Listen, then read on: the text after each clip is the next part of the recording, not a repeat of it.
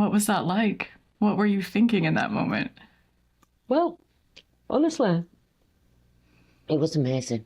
It was amazing because I had the confirmation that, I was doing the right therapy. And my husband, he couldn't believe it. He just,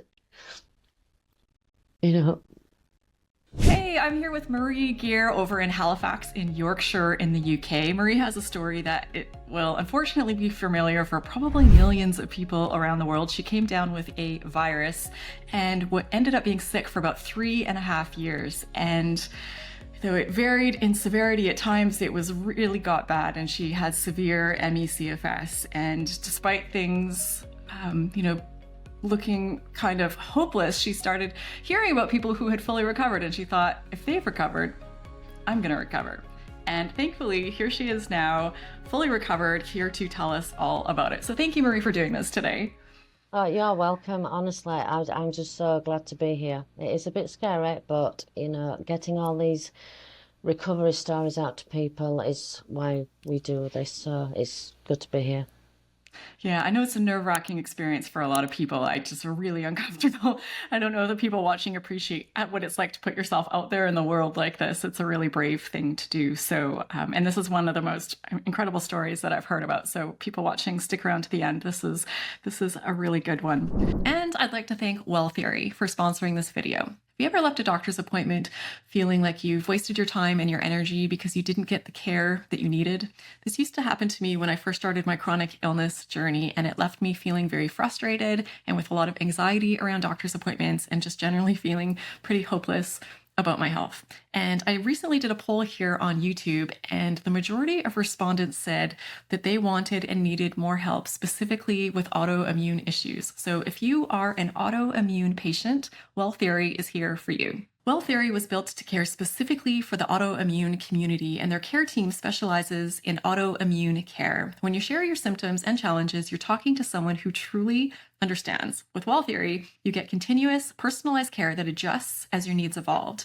You're not facing your condition alone. There's a dedicated team helping you manage symptoms and live life on your terms. Think of Well Theory as the support that you need between your primary care physician visits, giving you actionable nutrition and lifestyle support for your condition. Well Theory offers science-backed nutrition and lifestyle coaching. It's not a trend. It's about managing your symptoms more effectively and living a fuller life. Changes are tailored to you and backed by evidence. Well Theory's comprehensive approach is about enhancing your whole life. Small daily changes can improve nutrition, sleep, stress, and even your relationships. Imagine a healthier life by making manageable changes leading to big improvements. Well Theory supports over 100 different autoimmune and inflammatory conditions. Your condition isn't a hurdle, it's another challenge Well Theory is ready to help you tackle. Fed up with feeling unheard? Let Well Theory listen. Go to trywelltheory.com/Raelan to get $50 off your first month and start your journey towards personalized care. This is also listed in the video description. So what was it like to discover that you had an illness that you had no idea how to recover from? Oh, at the time, honestly, I didn't know what was happening. It was just totally devastating. On a holiday, I was on holiday for going abroad for 10 days. And it was just an absolute nightmare because I was just gasping for air at first, and I just me and my husband just didn't know what was going on. It was just terrifying. And as the holiday went on, it just got worse and worse. And we ended up going to the hospital, getting antibiotics, and I'd never been poorly. So didn't have a clue what was going on. I just thought maybe I've caught something on the aeroplane. So, and hoping that I would run it off in a few days, but it just seemed to get worse. And as time went on, it was like I was gasping for air. I could hardly walk. The symptoms was really bad, really bad. And it was terrifying, absolutely terrifying. I had muscle fatigue, and it was really, really scary for my husband because what was happening, I was having panic attacks, and I'd never had a panic attack before. So it was just like I was drowning, and I was gasping for air. I just had no idea what it was, and I couldn't speak. So he was really shocked looking at me gasping for air, thinking, oh, what on earth is wrong with her? And so in the end up, it was just when I did finally come out of the panic attack. So it just went from bad to worse, really. And we had gone on holiday for 10 days. And so by the 9th day, and 3 lots of antibiotics later, and been on steroids, a nebulizer, steroids, to help me breathe. It just got worse and worse. So on the 9th day, I was having this absolute massive panic attack, and my husband thought I was going to die in front of him, so he actually rang an ambulance. So the ambulance came and took me to hospital. But by the time I'd got to hospital, the panic attack stopped, and I just said, "Oh, I'm all right now." So it was just bizarre. We had no idea. It was just the bizarrest virus, because one minute I would be flattened and gasping for air, not being able to do anything, and then the next minute, it's like, okay. And I was saying, "I'm okay now. Let's go for something to eat. Let's go for a drink." And he was like, "Are you sure you're not putting this on?" Because it was bizarre. It was absolutely bizarre. I'd never seen anything Wow. like it. And on the day that we was flying home, we was actually in the airport. I was gasping for air, having another panic attack just before we was like due to get on the plane. And my husband said, "Well, do you think we should stay here? Because I don't think you should fly, Marie, And I said, "I just want to go home. I just absolutely wanted to go home." My body ached so much. I was totally flattened. I just wanted my own bed and just to recover. So we managed to get home, and it was the early hours of the morning when we arrived home. And he said, and it was actually on New Year's Day, and he said, "I'm going to take you straight to the A&E." And I thought, I'm going to bed. I am not going to the A&E. We came home, and about 7 o'clock in the morning, I was gasping for air again. And this was like from just waking up. It's not because something was happening. So we went straight to A&E, and they did some tests, checked everything, and said I was absolutely fine and I was free to go home. So I went home and just sort of like tried my best to, get well. I had about 3 weeks off work. I couldn't go to work. I couldn't, it was like having a double dose of flu. I could hardly function. My husband, he's got a building business, so I have to go to work. And he would leave for work on a Monday and then come back on a Friday. And I just told him to go to work, that I would manage. And so my friend came every day and saw to the things that I needed help with, like if I needed some shopping, fresh things, she would come every day and look after me. She was like my guardian angel. Without her, Mark wouldn't have been able to go to work. So she was a massive support. She came every day, and I just thank her so much for doing that. It was a really hard time, and it took me about 4 weeks to get over that. And then once I did, about 8 or 9, 10 years before the virus actually hit, I'd never felt fully fit. I always had to have like an afternoon nap, and it was like my early 40s. And so to be having an early nap and feeling like, like not an old woman, but I just thought, I don't really want to have a nap, but none of my friends was having naps. So it was like really strange. I had really sore, tender feet, and I had restless leg syndrome. And so all these things, so it was like a lack of sleep and things. And I think now looking back, I was actually, perimenopausal as well, but not knowing. And so I was just not running on all 4 cylinders, really. So it was a hard time, but not realising that I had symptoms like for years previously. It's not until I did the therapy that I thought, so that's when it actually started, all them years ago. So at the time, all them years ago, I had this massive betrayal, and I basically lost everything. I lost my home, lost my job, all due to a betrayal from a friend. I think that brought on the symptoms of fatigue, and I just presumed it was like I was just tired.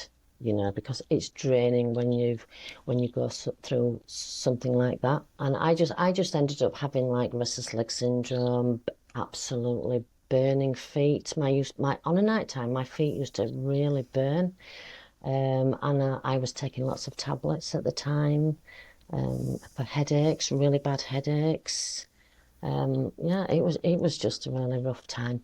And it sounds like the doctors didn't really have much for you. You were just sort of left to deal with this. Did they give you any sort of treatment advice? Not really. So after I went back to work after the first virus, I did go back to work, and I probably managed to work, and I was okay, like still with the symptoms, but mildish symptoms, but not in the crash state. I was probably say 2 or 3 months, something like that. This virus appeared again, and I came down, and it was like having a double dose of flu, and I was totally flattened, couldn't go to work. And it was really strange because I'd never been poorly. I had the symptoms, but not actually really poorly or having any viruses, bugs.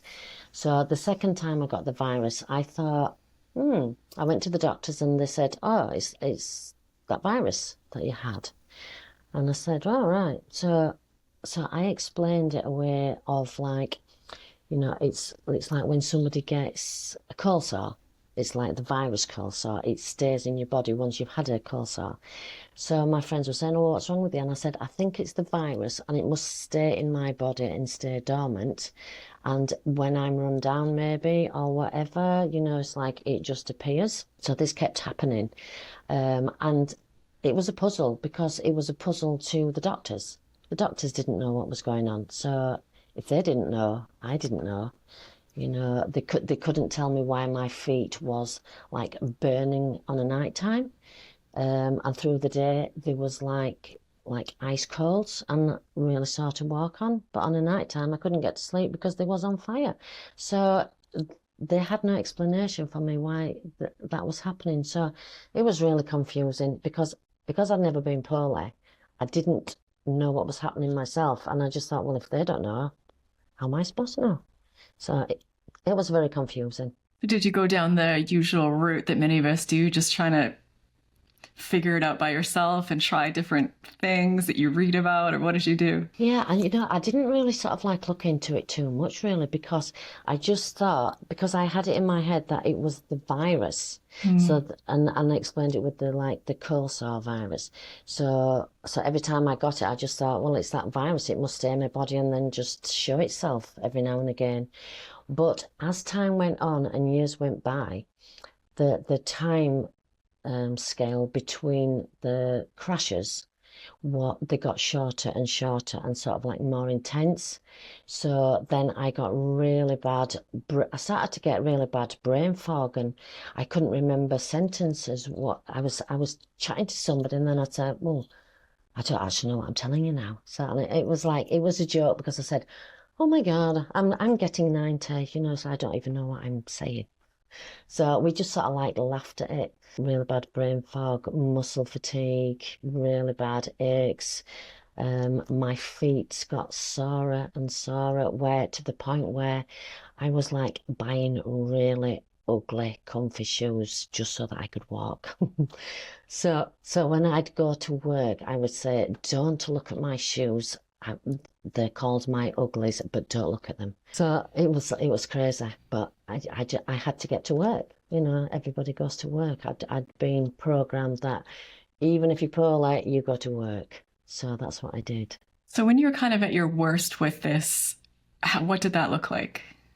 Oh God, the worst. The worst was when I'd actually, me and my husband, we'd booked a holiday, and we was going to America, to Las Vegas for 5 days, and then when we was coming back, we was going to London for 5 days. So these aren't beach holidays. There's a lot of walking involved, and so as it got nearer to like going on holiday, I was thinking, God, I hope I don't go into a crash and be just stuck in a hotel room and spoil the holiday, and it being a disaster. And what it actually became, right, honestly, we walked for miles and miles and miles and did so much sightseeing. We did all sorts, and I never got poorly. But my husband did. He got food poisoning. And so he ended up in bed for 2 days. And then we came back, and we did all the sightseeing in London. And then once we did get back from there, I went into a crash really bad. And it was a crash that I never came back out of. I didn't know what was happening to the point where I couldn't bear clothes on my skin. I used to get up every morning and just sit on the edge of bed and just cry and just say to myself, it's like, I don't want to do it today. I can't do it today.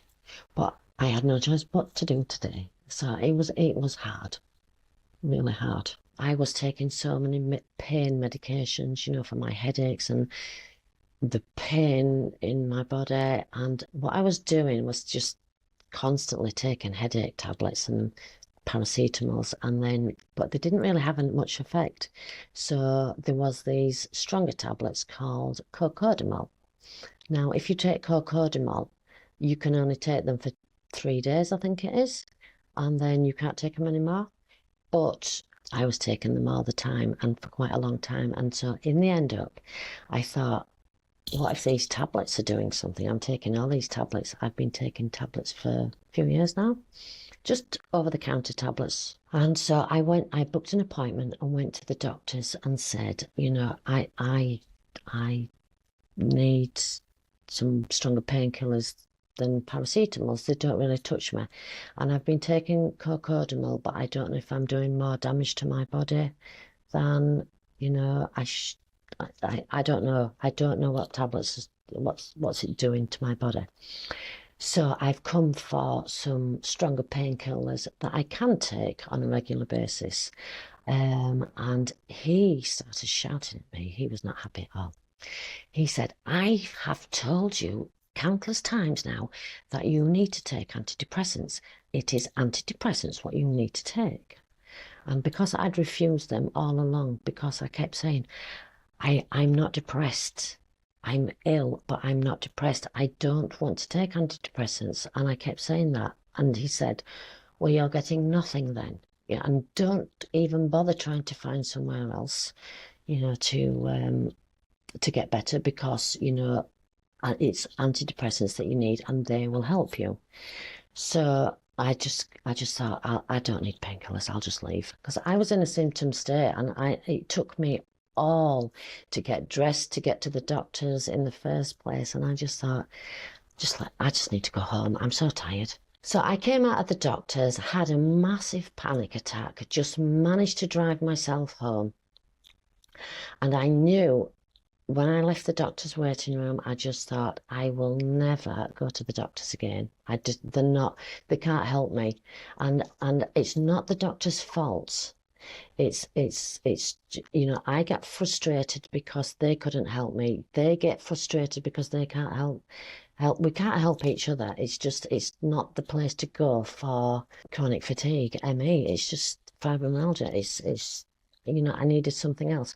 So in that moment when I got home, I vowed never to take another painkiller because I was too scared to. I just thought they don't really work anyway, so I will just suffer. And so I never took another painkiller. What I did was I thought, right, the doctors can't help me. I'm never going to waste my time going there again. I was on a search then to find an alternative, because all I'd ever looked at was chronic fatigue syndrome, fibromyalgia, and I'd Google things like that because I didn't know what was wrong with me. The doctors didn't, so I still had no idea what it was. So in the end up, I just thought, right, I need to go on a search. And I was basically housebound by this point now, because that doctor's appointment just totally flattened me. So I just stayed in then. I never went out again. And so I went on my search, and, even to read a text message at this point and answer a text message from a friend wiped me out. I was totally in exhaustion state. I struggled with everything. If I had a shower, I had to take a seat in there so that I could sit and have a shower. It was a scary time because I knew that I'd never been this bad. I was getting worse and worse and worse. But I thought, I need to find a cure for myself. I know that I keep reading that there is no cure. but I need to find one because I can't live like this. It's just devastating. Anyway, so I went on a Google hunt for a few weeks, couple of weeks, and not really getting anywhere. But I just thought I'm not going to give up. So I was on the internet, but I couldn't, because of the brain fog, I couldn't actually tell you where I found this book. But I came across this book and it was called 50 Recovery Stories from Chronic Fatigue Syndrome. And I was like, 50 recovery stories. And I thought, wow, that was the first time I'd heard of a recovery from chronic fatigue. So I ordered the book and I went downstairs and I said to my husband, you'll never guess what? I have found the cure. I'm going to recover. And he went, really? And I said, yeah, I found you know, I think he looked at me and thought, well, she can't hardly speak and she can't hardly walk, but so yeah, she's found the cure. So he thought I'd gone mad. So that was really strange. So a couple of days later, this book came, and like I said earlier, it was really hard, you know, to like read a book. So I went through the stories, and I read the first story, and I didn't really connect with that. I read the second story, and so I got to each story and I read the story, and although I got little bits that, you know, what they did to recover, they tried acupuncture, meditation, they'd gone to do qigong, they did all these calming things and things, you know, and I had so much brain fog, I could not tell you what they'd done, but I remember bits. And I got to halfway through this book and I came to a story and I read a story about a lady who had recovered. And as I was reading the story, it was like, that is me. You know, everything about her story and how she recovered, I just thought she had the same symptoms, she had the same things. And, you know, and as soon as I read her story, I just closed the book and I thought, I found the cure. So again, I went back downstairs. This is probably a week or two later, because it took me that long to get through the stories. So a week or two later, I'd gone back downstairs and I said, I found the cure. And he went, right, okay. Again, you know, as if like, oh, she's really lost it this time. And love it. Oh my goodness. You know, and so it was her story, how she recovered. She'd used this talking therapy called mycotherapy. And she'd recovered. She'd done some sessions and she'd recovered. And then she went on. She wanted to help other people to recover and she wanted to become a practitioner. And reading her story, before I'd gone and told my husband, you know, that I'd found the cure. I already had it in my head that I was going to become a practitioner as well. Do you know? Wow. But I thought I'll save that for later. But honestly, so I went on Google, got in touch with a practitioner, a mycotherapy practitioner. We had a chat. She was a little bit busy, so I had to wait for a month. But during that month, I really went downhill. I just got so fatigued. I was like getting really sensitive to light. I had to leave the curtains closed. I couldn't bear daylight. I was super sensitive to noises. I had food intolerances, which I've never had food intolerances before. I could eat what I wanted.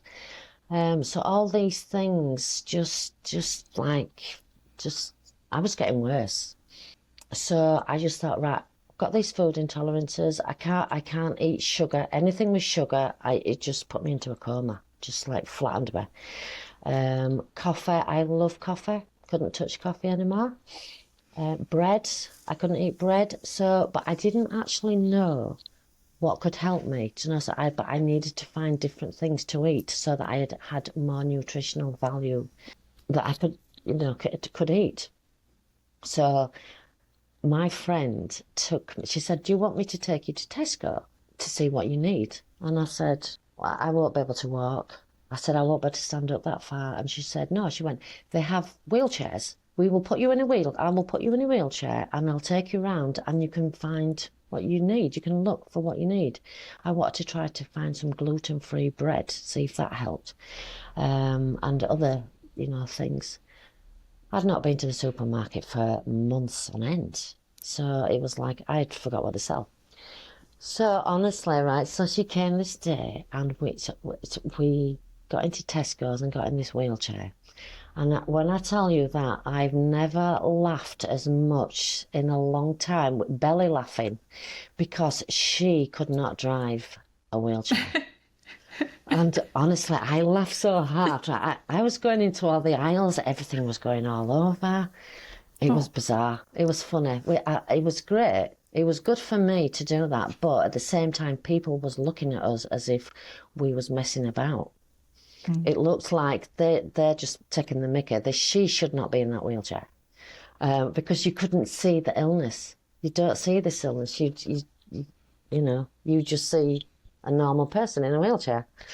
And so we came. I got my shopping. We came out of there. She went to put me in the car. I nearly ended up on the floor because she went down a flag. And so I just laughed so much, but it was great because I'd not laughed in a long time. So I actually loved it. And then when I came home, I sort of like went back into my little routine of, staying in my pajamas, watching TV all day because I couldn't do anything else. I had no energy to do anything else. So I just watched TV, and I was just on a countdown to when I could see my therapist, the practitioner. And honestly, I couldn't wait. When my friends were coming, I was saying, won't be long now, 2 more days, and I'll be there, and I'm going to be cured. And they would look at me as if to say, I really hope this is going to work because she's not going to be happy if it doesn't. But I honestly believed it. I believed from reading her story, I knew, I didn't know at the time, but I knew that I was going to recover. And when I saw the practitioner, she actually said, that's your intuition. Your intuition, was telling you that this is the right path for you. And I just thought, that's interesting. So I learnt loads, from going to the therapy. I could not wait to get to that therapy session. And when the day came, honestly, it was just like, I couldn't wait. But by the time I'd had a shower, got dressed, got ready to make myself look presentable, we had an 1.5 hour drive to get to her house. My husband drove me there. I was so tired and so fatigued, I could hardly speak.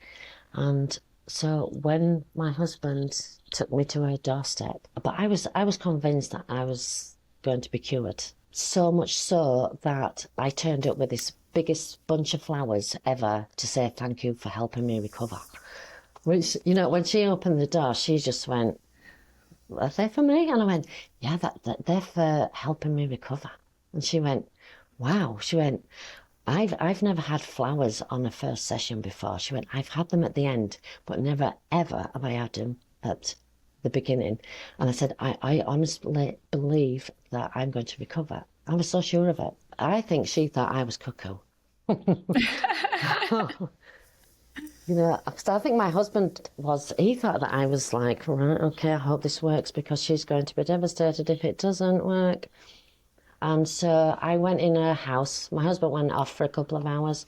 So I went in, took my shoes off, which, at the time I couldn't walk on anything with bare feet at all.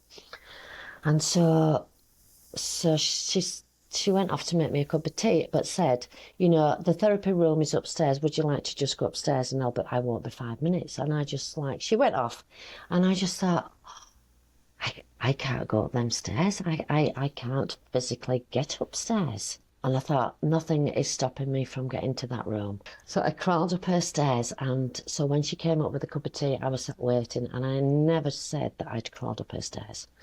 And so 2 hours later, she told me all about the therapy, why I was in a symptom state, what I needed to do. She gave me all the knowledge, the information, and some tools. And so once I had all the information and the knowledge and the tool and I understood it, I just said, right, I can do this. You know, that was the first time I had any idea on how to help myself. You know, it's a self-help therapy. So it's like Angela was my guide, and she was my guide, and she was going to go through the healing journey with me, and be there for me, and we were going to go at my pace. So it was nice because it is a self-help therapy, and so that meant that I was in charge of the pace that I was going to go at as well. So there was no rush, there was no, everything was down to me. And then, so she gave me the paperwork that I needed to have. It was action-based as well. So it wasn't just about talking and chatting. It was about, I had action to take and things to do. And then we'd set another session for the following week where we'd meet up again. And I was just super excited. So I got up to leave. So when I got downstairs, I suddenly had this realization that I don't ache. It was a bit like I was tapping myself going, oh, I don't hurt. It hurt to have clothes on my skin, and I was like, my feet don't hurt. I don't hurt. My headache's gone. And I was like, I had energy. And so I turned round and said to Angela, Angela, I don't hurt. I feel like there's nothing wrong with me. And she just looked at me. And at that moment, my husband knocked on the door to come and collect me. And at that moment, I opened the door because I was stood next to him. I opened the door and I said to him, hi. I said, watch this. And as I told him, I stepped out on the driveway and I danced up and down the drive doing star jumps. I was doing star jumps and I said, look at me. There's nothing wrong with me. What was that like? What were you thinking in that moment? Well, honestly, it was amazing. It was amazing because I had the confirmation that, I was doing the right therapy. And my husband, he couldn't speak. It was like his jaw was on the floor. He couldn't believe it. He'd seen me ill for so long and, just been in a vegetable-like state.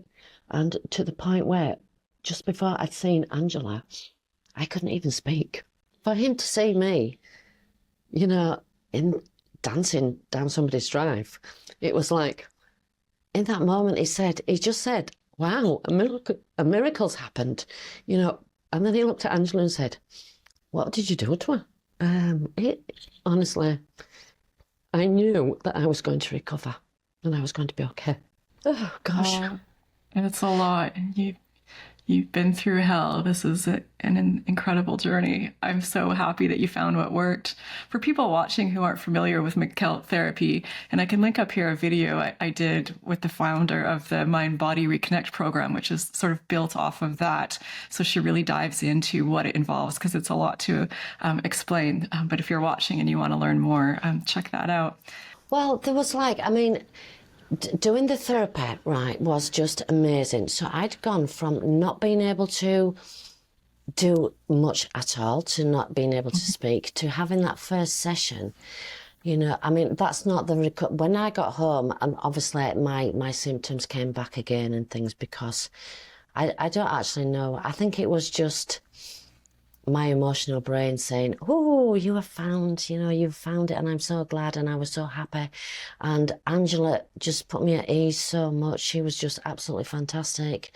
And it was just great. But get the knowledge and, the information that I needed to put me on the path to recovery. So there was steps that I took. There was action-based things that I did. So, but from the first session, there was like changes to habits and patterns that I was doing in my life that I needed to change. Like I needed to set boundaries with people. I'd never set boundaries in my life. I could never ever say no to anybody. So I was already in a lot of overwhelm and I still couldn't say no to people. So I would say, yeah, of course, I'll do that. And then fume about it later, really think, do they think I've got nothing better to do? Do you know, I was like doing things for them. I don't have time to do things for me. So it was a lot of like emotions that was flowing through and I just didn't know how to deal with my emotions. And so doing the therapy, you learn how to regulate your emotions, listen to your emotions. So once I was on my journey to recovery, within 2 weeks of the first session, I was booking a plane trip with my friend to Lanzarote to spend a week there. But I would have gone with my husband, but he was busy working. And I knew that my recovery would be loads more enhanced by having a nice little holiday. So my friend who looked after me, who can't drive a wheelchair, she came with me, so she knew what I'd been like, and so she knew that if we couldn't leave the apartment one day because I was in a crash, you know, everything would be fine. She would look after me, so she was fine. So I came back. Doing that holiday was just a massive help. So we did things, we walked to coffee shops, you know, I could even drink coffee again, you know, so everything just fitted into place. And so all the changes that I made and, you know, like the changes that I made to the habits and patterns that I made, you know, I was a perfectionist. I let all that go. I thought, you know, it was pressure that I was putting on myself that I had to do everything just so. And at the end of the day, I just do my best. And if you like it, you like it. If you don't, you don't. You know, that I have just let everything go. I did 5 sessions, you know, of the thing. I knew exactly what I was doing. I wasn't in full recovery when I went to Angela's house and said, you know, you won't ever be seeing me again. I'm on the way to recovery, you know, and you might hear from me, but you won't see me. You know, because I knew that I didn't have to take that trip, but I wanted to go that day and thank her so much for helping me. And I knew that I would never be poorly again because I had the tools and the knowledge to support myself and not become ill ever again. Well, not ever again, but, you know, I knew that I would be okay. And I think probably within 4 or 5 months, I was back to full recovery. And I've been in full recovery ever since. So it's amazing. I'm guessing, I actually don't know, but you said that you had decided really early on that you're like, okay, I want to be a teacher or practitioner of this. Yeah. So did you go on to do that? Yeah. On the very last session when I went to see Angela, I said, Angela, I didn't say it at the time at the first session because I came to your house like I was 90, but I said I knew from the very first session that I wanted to be a practitioner. So if you can point me in where I need to go for the training, you know, it's something that I would really like to do. And she said, oh, you will be perfect at that. And so when it did come up and Claire Cadwell, she set up the training. Angela got in touch and said the training's starting. So I became part of the first ever training program, and it's amazing. And that's where we met Veronica, Helen, and the other ladies, you know, and we're like one big happy family, and we meet up regularly, you know, and have chats. It's lovely, you know, to be part of it. We all support each other, you know. It's lovely. Absolutely incredible. So, you know, I still to this day do a gratitude list every night before I go to sleep. That's the last thing I do, and Angela is always on that list every day. Thank you so much for being brave enough to share the story today. I know that you were really apprehensive about it. I know it's a tough thing to do, but I have no doubt that so many people are really appreciative that you did this today. So thank you, Marie. You did great. And thank you so much. You do so much brilliant work and you're helping so many people, you know, because it is a puzzle. And if you don't find the solution to that puzzle, it's hopefully, by people joining your channel, they will, you know. So well done, you. Thank you. Yeah, it's absolutely an honor to do it. And that's always my goal, is just to get as many stories out there. Whatever worked for you, let's just share it. And I'll link up here for people watching a playlist that I put together of full recovery stories. So just like Marie was saying, sometimes you're watching some and like, that doesn't quite fit, but don't give up. Don't give up. Yeah. Keep watching, because eventually something's going to be like, I think this is it. This really resonates. So yeah, I just think that's really important. So yeah, thank you so much. And thank you to those of you watching. Really looking forward to your comments. I'd love to hear, what's been working for you, and let's continue to work together. So thank you again, Marie. Thank you to those of you watching. I hope you enjoyed this as much as I did. I hope you got something out of it, and I hope to see you in one of these next videos.